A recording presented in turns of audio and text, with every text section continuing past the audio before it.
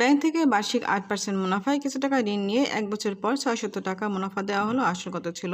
আমাদের আসল বের করতে হবে। অর্থাৎ 8% মুনাফা মানে হলো যে মুনাফা 8 টাকা হলে আসল হবে 100 টাকা, অর্থাৎ মুনাফা 600 টাকা হলে আসল কত আমরা এটা বের করব। তাহলে আমরা লিখছি হলো কি মুনাফা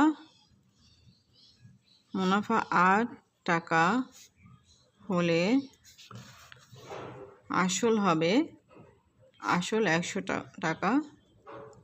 ঠিক আছে, সুতরাং মুনাফা 1 টাকা হলে আসল হবে 100 ভাগ 8 টাকা। সুতরাং মুনাফা কত? 600 টাকা। 600 টাকা হলে আসল হবে কত?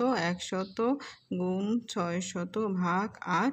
আমরা 6 দ্বারা এটাকে ভাগ করলে হবে 75, এখানে 8, তো 75 আর 100 গুণ করলে হবে 7500 টাকা।